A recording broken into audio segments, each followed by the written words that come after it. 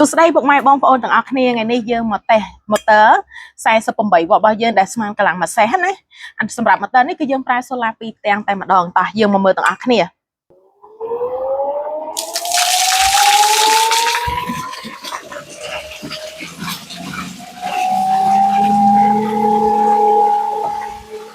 ខ្លាំងមែនទែន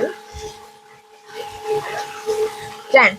នេះពុកម៉ែបងប្អូនមើលខ្លាំងមែនតើនេះយើងប្រើជាមួយនឹងទាំងសូឡា12ផ្ទាំងហ្នឹងណាកម្លាំងវា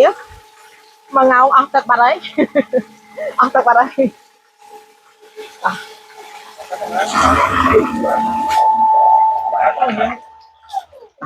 ហើយអញ្ចឹងសម្រាប់ពុកម៉ែបងប្អូនដែលមានតម្រូវការចង់បានប្រភេទម៉ូទ័របូមទឹកដែលអាចប្រើជាមួយនឹងទាំងសូឡា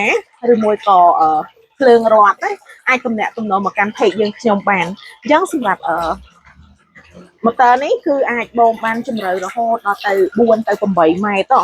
ហើយក៏កម្លាំងវាបើបាន1ម៉ោងក៏បានខ្លាំងផងដែរពី20ទៅ50ម៉ែត្រទៀតអញ្ចឹងសម្រាប់ពុកម៉ែបងប្អូនដែលមានតម្រូវការចង់ដឹងព័ត៌មានបន្ថែមក៏ដូចជាចង់ធ្វើការបញ្ជាទិញអាចទំនាក់ទំនងមកកាន់ page យើងខ្ញុំចុចមកឥឡូវនេះដើម្បីទទួលបានព័ត៌មានលម្អិតនិងតម្លៃពិសេសផងដែរអរគុណច្រើន